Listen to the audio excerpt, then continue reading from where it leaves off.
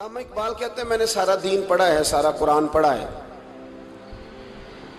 میں نے بنظر غائب جب ساری چیزوں کو دیکھ لیا تو اقبال کہنے لگے میں اس نتیجے پہ پہنچا ہوں کہ مغز قرآن روح ایمان جان دین۔ بھائی اقبال، میں کسی عالم کی بات کرتا تو لوگوں نے شاید رویہ اور اختیار کرنا تھا، وہ لوگ جس پر اکثر مکاتب فکر اعتبار کرتے ہیں۔ اقبال کہنے لگے مغز قرآن روح ایمان جان دین۔ لفظوں پہ غور کریں، مغز یعنی سارے قرآن کا مغز، روح ایمان یعنی ایمان کی روح، اور جان دین یعنی سارے دین کی۔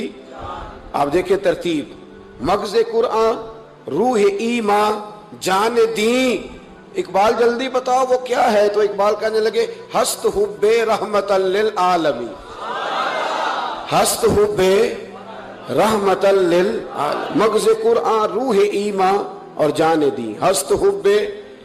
کہنے لگا میں تو سمجھا ہوں کہ قرآن کا مغز ایمان کی روح اور دین کی جان اگر ہے تو نبی پاک کی محبت کا نام ہے، رسول اللہ کی محبت کا نام ہے، نبی پاک کی محبت کا نام۔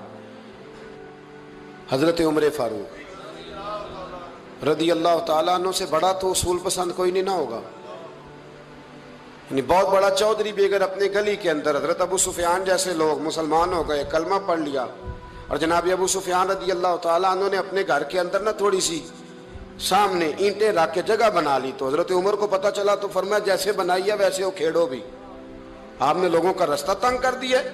اصول پسند آدمی، اصول کی بات آئے تو بیٹے کو بھی معافی نہیں، کسی کو معافی نہیں، بڑے اصول پسند تھے۔ ایک دن لوگوں نے کہا عمر تو بڑا اصول پسند ہے، پر یہ مسجد نبی کی گلی میں جو نبی پاک کے چچا حضرت عباس کا پرنالہ لگا ہوا ہے اور وہ سب لوگوں کے کپڑے کیچڑ سے بھر دیتا ہے، وہ پرنالہ نہیں نظر آتا؟ گلی میں لگا ہے۔ اب تو ہمارے پرنالے اور طرح کے ہیں نا، تو جو حرم شریف میں آپ میزاب رحمت ہے وہ دیکھا نا آپ نے، وہ پرانے زمانے میں جو لوہے کے پرنالے ہوتے تھے، تو وہ واقعی پوری گلی جو تھی نا وہ گزر کوئی نہیں سکتا تھا، اتنا اچھا شاور ہوتا ہی کوئی نہیں تھا جتنا وہ ہوتا تھا، وہ بڑا تگڑا قسم کا پرنالہ ہوتا تھا، تو کوئی شے نہیں گزر سکتی تھی بڑی دیر تک۔ بارش کے رکنے کے بعد بھی ساری چھت سے جب تک پوری مٹی اور پوری توڑی ساری نہیں نا اتر جاتی تھی تب تک وہ پرنالہ نہیں سانس لیتا تھا، تو پرنالہ بہتا تھا، اور وہاں سے بڑا مین گلی تھی مسجد کو آنے کی، لوگوں کے کپڑے آلودہ ہو جاتے۔ ایک دن لوگوں نے حضرت عمر سے کہا یہ پرنالہ نہیں نظر آتا، یہ نہیں اصول پسندی؟ تو جناب عمر فاروق رضی اللہ تعالیٰ عنہ فرمانے لگے اتار دیتے ہیں پرنالہ، یہ بھی اصول پسندی ہے، اتارتے ہیں۔ حضرت عمر فاروق نہ گئے، اور شارحین نے لکھا ہے کہ اونٹ کے اوپر بیٹھ کر آپ نے یوں پکڑ کے نا پرنالہ کھینچا، اور جناب عباس کے گھر والوں سے فرمانے لگے 4 کونے ہوتے ہیں گھر کے، چھت کے 4 کونے ہیں، کسی اور میں لگا لو پرنالہ کو، ضروری ہے کہ نمازیاں والی گلی پہ لگایا جائے؟ یہ کہہ کے آ گئے، کسی کی جرت تھی بات کرے؟ حضرت عباس آئے تو لوگوں نے آ کے کہا کہ عمر نے پرنالہ کھیڑ دیا اور فرمایا کہ 4 کونے کہیں اور لگا لو، تو حضرت عباس مسکرائے۔ لوگوں نے کہا مسکراتے کیوں ہو؟ فرمانے لگے کوئی مسئلہ نہیں، عمر خود آ کے لگا کے جائے گا، جیسے وہ کھیڑا ہے ویسے۔ لوگوں نے کہا وہ عمر ہے، عمر کو بدلنا اور اس کی بات کو بدلنا، اور اتنی جرت کہ وہ لگا کے جائے، جس بندے کو دیکھ کے شیطان گلی کا رستہ بدل جاتا ہے، آپ اس کی بات کر رہے ہیں۔ فرمایا میں نے کہہ دیا نا عمر لگائے گا، تو انشاءاللہ عمر لگائے گا۔ حضرت عباس مسجد میں آئے، نماز پڑھی تو کہتے میں نے بات چھیڑی دی۔ عمر خود کہنے لگے کہ حضور آپ سے تو امید نہیں تھی۔ حضرت عباس سے کہنے لگے بھئی جگہ بھی ہے، 4 کونے ہوتے ہیں گھر میں، کوئی ضروری ہے اسی کونے پہ لگے جہاں سے نمازی گزرتے ہیں؟ یہ بخاری مسلم کی حدیث ہے۔ حضرت عباس کہنے لگے عمر 4 کونے ہیں، میرے پاس جگہ بھی ہے پرنالے کی، میں نے بھی کئی دفعہ سوچا تھا وہ کھیڑ دوں، اور میں بھی اسی گلی سے گزرتا ہوں، میرے کپڑوں میں بھی کیچڑ بڑی دفعہ پڑا ہے، پر مجبوری یہ ہے وہ کھیڑ اس لیے نہیں سکتا کہ یہ پرنالہ میرے نبی کریم نے اپنے دستے مبارک سے لگایا تھا۔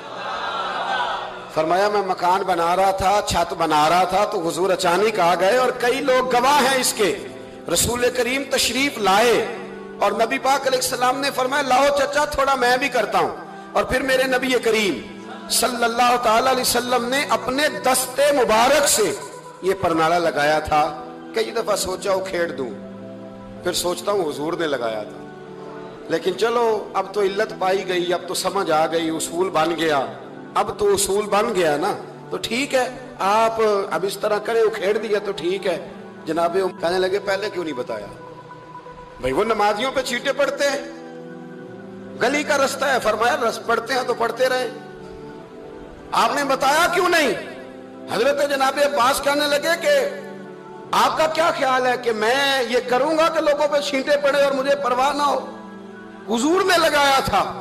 हजरत उमर फारूक ने ना जनाबे अब्बास का बाजू थामा, तन तंदूर ते हड्डां दा बालन, बाजू थामा और थाम के ना उसी जगह ले गए जहां परनाला उखेड़ा था। पहले तो ऊंट पे चढ़ के लगाया था ना, तो अब कहने लगे हजरत अब्बास से कि आप ना मेरे कंधों पे चढ़ गए, मेरे कंधों पे तन तंदूर ते हड्डां दा बालन, असी हावां नाल तपाया, कप कप मुक्कियां पेड़े कीते, उत्तों इश्क पले थल लाया, तन दा सालन ते मन दी हांडी, लून सबर दा पाया। गुलाम फरीदा वे मैं सारी तेरी, तेनू अजे यकीन नहीं आया? फरमाया खुद लगाइए। हजरत अब्बास रदी अल्लाह तआला अन्हु वो परनाला लगा के उतरे, तो हजरत अब्बास भी रो रहे थे और जनाब उमर भी रो रहे थे, आंखों में आंसू थे। फरमाया हम ये नहीं देखेंगे कि इल्लत क्या है, वजह क्या है, हम तो ये देखेंगे कि रसूलुल्लाह की निस्बत क्या है। नबी करीम अलैहिस्सलाम के दस्ते मुबारक लग गए, सारी वजूहात खत्म हो गई। अब जिसके कपड़ों में पानी पड़ता है पड़े, जिसको तकलीफ होती है हो, लेकिन चूंकि ये रसूल पाक सल्लल्लाहु अलैहि वसल्लम ने दस्ते मुबारक से लगाया, तो मिजाज ये है कि जहां बात आएगी ज़ाते रिसालत की, वहां बाकी के कानून छोड़ दिए जाएंगे, वहां बाकी के मामलात छोड़े जाएंगे, वहां तकल्लुफ से निकला जाए। मेरे नबी करीम अलैहिस्सलाम से ना बड़े शुरू में बड़े आगा एक सहाबी थे, हजरत बरा बिन मालिक नाम था, छोटी सी उम्र थी। हुजूर गली से गुजरते ना कभी, तो जज्बा था बड़ा, छोटी उम्र। बाद ने लिखा सिर्फ 14 साल के थे, बाद ने लिखा नहीं 14 तो ज्यादा है, 12 साल उम्र थी। इश्क लगा सी खेड़ा खेड दी, 12-14 साल उम्र। असल में ना बच्चों की डायरेक्शन ठीक नहीं, इनकी डायरेक्शन ठीक हो ना तो ये चौकों में खड़े होके मोबाइल पे गेमें ना खेले और माज़अल्लाह मैसेज ना करें, बल्कि ये मस्जिद में बैठ के नबी पाक की नाते सुने। हम ना वो काम कर नहीं सके, मेरे जैसे लोगों ने बड़ी कोताही की जिंदगी में, हम मोहब्बत रसूल का पैगाम बांट नहीं सके। हमने अपनी बीमारियां देखी, अपनी थकावटें देखी, ये देखा कि फलां शहर कैसे जाएं, फलां शहर कैसे जाएं, हम वो काम कर नहीं सके जो हमें करना चाहिए था। जिम्मा था, बाप की जिम्मे है। नबी पाक ने फरमाया माँ बाप की ड्यूटी है अपनी औलाद को मेरी मोहब्बत सिखाएं, पर हम वो रंग दे नहीं सके, हम वो मिजाज दे नहीं सके, हमने वो कोताही की। हम नबी पाक का हुस्न, हुजूर की सीरत, अखलाक आलिया, किरदार, गुफ्तार, रफ्तार, अंदाज, तरबियत, वो सारी बातें कौम को बयान नहीं कर सके, इसलिए लोग वहां पहुंचे नहीं। वरना मगज़ कुरान रूह ईमान जाने दी हस्त हुब्बे रहमतल लिल आलमीन, हम वहां तक ले जा नहीं सके। हजरत बरा बिन मालिक ना 12 साल की उम्र है, 12 साल। नबी पाक गली से गुजर रहे थे तो दौड़ के आ गए, आके ना हुजूर से चिमट गए, अर्ज करने लगे हुजूर कोई हुक्म बताएं, मेरा दिल करता है आपकी बात मानूं, कोई हुक्म हुजूर। मजमा ज़वाइद में हदीस, इस एक हदीस के लिए ना मैं को 5000 रुपए की पूरी किताब, पूरी 10 जिल्दें खरीद के लाया था, एक हदीस के लिए। प्यारी बड़ी है, शानदार बड़ी है, वह मेरा दिल किया, मैंने कहा जिस किताब में है ना सारी किताब ही मंगा लो। कुछ चीजें बड़ी इंसान को अनोखी लगती है ना। हजरत बरा बिन मालिक रदी अल्लाह, छोटी सी उम्र है, हुजूर से लिपट गए तो हुजूर ने फरमाया बेटे क्या हुआ? अर्ज करने लगे हुजूर कोई हुक्म बताए, मेरा भी दिल करता है अमल करूं। तो हुजूर ना छोटे छोटे काम बताते हैं, दुकान से, ये बच्चों को यही बताना होता है ना, दुकान से ले आ, ये कर दे, फलां को बुला ले। लेकिन हुजूर उनकी गैर मौजूदगी में उनका जिक्र बड़ा करते। एक दिन कुछ लोग कहने लगे हुजूर बड़ा जिक्र करते हैं पर वो करता तो छोटे मोटे काम है बच्चा। तो नबी पाक ने एक दिन इरादा किया कि इनको तजर्बा ना कराएं कि वो प्यार कितना करता है। रसूल करीम फरमाने लगे मैं जो कहूंगा करोगे? हुजूर करूंगा। फरमाया जाओ अपने बाप की गर्दन काट के लाओ।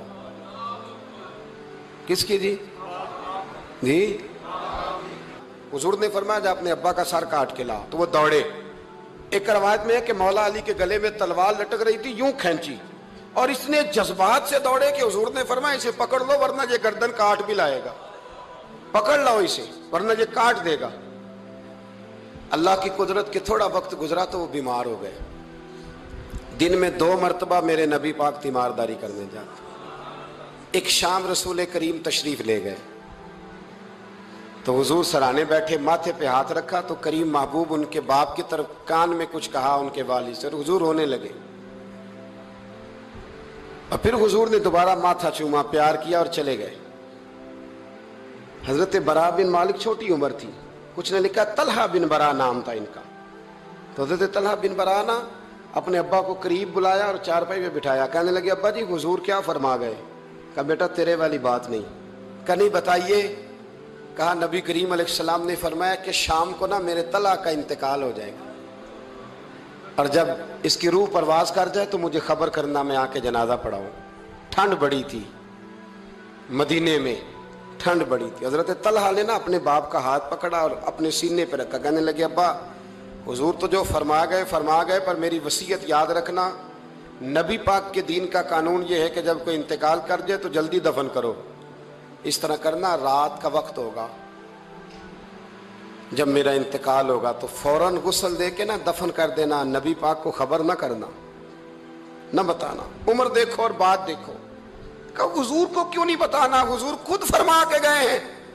تو کہنے لگے رات کا وقت ہوگا تو جن گلیوں سے حضور نے گزر کے آنا ہے نا وہ یہودیوں کے محلے ہیں، ایسا نہ ہو کہ میرے جنازے کی وجہ سے کوئی یہودی میرے نبی کو تکلیف دے دے، میرے جنازے کی وجہ سے، جنازے کی وجہ سے۔